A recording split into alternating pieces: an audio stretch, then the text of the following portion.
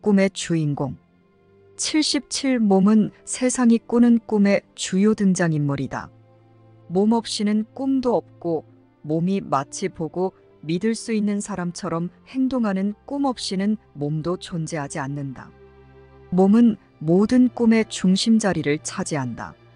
그 꿈들은 몸이 어떻게 다른 몸들에 의해 만들어져서 몸 밖의 세상에 태어나며 잠시 살다가 죽어서 자신처럼 죽어가는 다른 몸들과 함께 먼지 속에서 하나가 되는지에 관한 이야기를 들려준다. 살아가도록 할당된 짧은 시간 동안 몸은 자신의 친구나 적으로서 다른 몸들을 구한다. 몸의 안전이 몸의 주된 관심사다. 몸의 안락이 몸을 안내하는 규칙이다. 몸은 쾌락을 줬고 해로운 것은 피하려 한다. 무엇보다도 몸은 자기 자신에게 몸의 고통과 기쁨은 다른 것이며 구분될 수 있다고 가르치려 한다. 78. 세상의 꿈꾸기는 많은 형식을 취하는데 그 이유는 몸이 자신의 자율성과 실제성을 많은 방법으로 증명하려 하기 때문이다. 몸은 세상이 가치 있고 좋다고 찬양하는 작은 금속 원판이나 종이 쪼가리로 산 물건들을 자신 위에 걸친다. 몸은 그것들을 얻으려고 일하면서 무의미한 일들을 하고 필요하지도 않고 심지어 원하지도 않는 무의미한 것들을 얻기 위해 그것들을 던져버린다. 몸은 다른 몸들을 고용하여 자신을 보호하게 하며 자신의 것이라고 부를 수 있는 무의미한 것들을 더 많이 수집한다. 몸은 자신의 꿈을 나눌 수 있는 특별한 몸들을 찾아다닌다. 때로 몸은 자신보다 약한 몸들의 정복자라는 꿈도 꾸지만 그 꿈의 어떤 단계에서는 자신을 해치고 고문하는 다른 몸들의 노예다. 79. 태어나서 죽을 때까지 몸이 겪는 일련의 모험은 세상이 이제껏 꾼 모든 꿈의 주제다. 이런 꿈의 주인공도 그 꿈의 목적도 결코 바뀌지 않을 것이다. 비록 그 꿈은 많은 형식을 취하고 그 주인공이 등장하는 아주 다양한 장소와 사건을 보여주는 듯하지만 그 목적은 단 하나다. 그리고 그것은 많은 방식으로 가르쳐진다. 그 꿈은 자신이 원인이지 결과가 아니며 너는 그 꿈의 결과이지 원인일 수 없다는 이 유일한 레슨을 다시 또다시 가르치려 한다. 80. 이와 같이 너는 그 꿈을 꾸는 자가 아니라 바로 그 꿈이다. 따라서 너는 그 꿈이 지어내는 장소와 사건을 들락거리며 헛되이 떠돈다. 이것이 몸이 하는 일의 전부다. 몸은 단지 꿈속의 등장인물일 뿐이기 때문이다. 꿈속의 등장인물들을 실제라고 보지 않는 한 과연 누가 그들에게 반응하겠는가? 내가 그들을 있는 그대로 보는 순간 그들은 더 이상 너에게 아무런 영향도 끼치지 못한다. 왜냐하면 너는 그들을 생겨나게 하여 실제인 듯이 보이게 만들므로써 그들에게 영향력을 부여한 것은 바로 너 자신임을 이해하게 되었기 때문이다. 81. 너는 세상이 이제껏 꿈꾼 모든 꿈의 결과에서 벗어날 용의가 얼마나 있는가? 너는 어떤 꿈도 내 행위의 원인처럼 보이지 않게 하겠다고 소망하는가? 그렇다면 단지 꿈이 시작되는 곳을 바라보자. 내가 보는 부분은 꿈의 두 번째 부분일 뿐이며 그 원인은 첫 번째 부분에 있기 때문이다. 세상에서 잠들어 꿈꾸는 자는 그 누구도 자기 자신에 대한 공격을 기억하지 못한다. 몸에 대해 아무것도 몰랐고 이 세상이 실제라고 상상조차 할 수 없었던 때가 정말로 있었음을 그 누구도 믿지 않는다. 그는 이런 아이디어들이 너무 터무니없는 것이어서 그저 웃어넘길 수밖에 없는 환상임을 즉시 알아볼 수도 있었을 것이다. 지금 그 아이디어들은 얼마나 심각해 보이는지, 그리고 그 아이디어들을 웃어넘기고 믿지 않았던 때를 그 누구도 기억하지 못한다. 82. 우리가 단지 그것들의 원인을 직시하기만 하면 이를 기억할 수 있다. 우리는 두려움의 원인이 아닌 웃을 수 있는 근거를 볼 것이다. 꿈이 자신과 별개의 것으로서 자신에게 일어난다고 지각하는 꿈꾸는 자에게 그가 주어버린 꿈을 돌려주자 모든 것이 하나인 영혼 속으로 아주 작고 미친 아이디어가 하나 기어들어 왔는데 하느님의 아들은 그것을 웃어넘기는 것을 기억하지 못했다. 그의 망각 속에서 그 생각은 심각한 아이디어가 되어 성취될 수도 있고 실제적인 결과를 낳을 수도 있게 되었다. 우리는 함께 이러한 생각들을 웃어넘기고 시간은 영혼의 침범에 들어올 수 없음을 이해할 수 있다. 영혼이란 곧 시간이 존재하지 않음을 의미하는데 시간이 와서 영혼을 피해갈 수 있다는 생각이야말로 농담에 지나지 않는다. 83.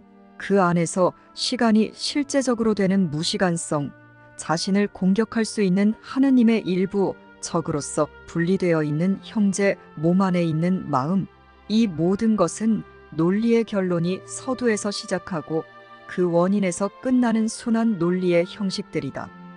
내가 보는 세상은 내가 행했다고 생각한 것을 정확하게 그려낸다. 지금은 내가 행한 것이 너에게 행해지고 있다고 생각한다는 점만 제외한다면 말이다. 내가 생각한 것으로 인한 죄의 책임은 너 자신의 밖에 너 대신 너의 꿈을 꾸고 너의 생각을 생각하는 죄 있는 세상에 부과된다. 세상은 너 자신의 복수가 아닌 세상의 복수를 너에게 가한다. 세상은 너를 몸에 꼼짝도 하지 못하게 가둬놓고는 몸이 세상의 꿈속에서 행하는 모든 죄상을 이유로 몸을 처벌한다. 그리고 너에게는 몸의 악행을 멈출 힘이 없다. 너는 몸을 만들지도 않았고 몸의 행위나 목적이나 운명을 통제할 수도 없기 때문이다. 84. 세상은 단지 다음과 같은 오랜 진리를 입증할 뿐이다. 너는 정확하게 내가 다른 이들에게 행했다고 생각하는 것을 그들이 너에게 행한다고 믿을 것이다. 일단 그들 탓이라고 착각하게 되면 너는 죄의 책임이 그들에게 놓이기를 원할 것이며 따라서 그들이 행하는 것의 원인을 볼 수 없을 것이다. 죄의 책임을 결코 놓아버리지는 않고 밖으로 밀어냄으로써 너의 결백함을 지키겠다는 이 심통사나운 장치야말로 얼마나 유치한가. 너의 눈이 주위에서 온통 이런 실없는 농담의 심각한 결과들은 보지만 그 시시한 원인은 보지 못할 때 그 농담을 지각하기란 쉽지 않다. 그러한 원인이 없다면 그 결과는 과연 심각하고 슬퍼 보인다. 하지만 결과들은 단지 뒤따라 일어날 뿐이다. 그리고 그 결과의 원인은 아무것도 뒤따라 일어나지 않으며 그저 실없는 농담일 뿐이다. 85. 성령은 온유하게 웃으면서 그 원인을 지각할 뿐 결과는 보지 않는다. 내가 원인을 완전히 간과했거늘 성령이 달리 어떻게 너의 잘못을 교정할 수 있겠는가? 성령은 끔찍한 결과를 하나씩 자신에게 가져와서 그 어리석은 원인을 함께 바라보며 잠시 같이 웃자고 말한다. 너는 결과를 판단했지만 성령은 그 원인을 판단했다. 그리고 성령의 판단에 의해 결과들이 제거된다. 어쩌면 너는 눈물을 흘리며 올 것이다. 그러나 성령이 하느님의 거룩한 아들인 나의 형제여, 이런 일이 일어날 수 있는 너의 헛된 꿈을 바라보라 라고 말하는 것을 들으면 내 형제는 물론 성령과도 함께 웃으면서 거룩한 순간을 떠날 것이다. 86. 구원의 비밀은 단지 이것이다. 너는 이것을 너 자신에게 행하고 있다. 공격의 형식이 어떠하든 이것은 여전히 진실이다. 누가 적과 공격자의 역할을 맡든 이것은 여전히 진실이다. 내가 느끼는 온갖 고통과 고난의 원인이 무엇으로 보이든 이것은 여전히 진실이다. 너는 내가 꾸고 있는 꿈임을 아는 꿈속의 등장인물들에게 전혀 반응하지 않을 것이다. 그들이 실컷 가증스럽고 악랄하게 굴도록 내버려두라.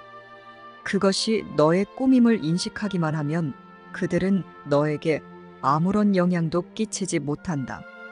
이 레슨 하나를 배우면 너는 모든 형식의 고난에서 자유로워질 것이다.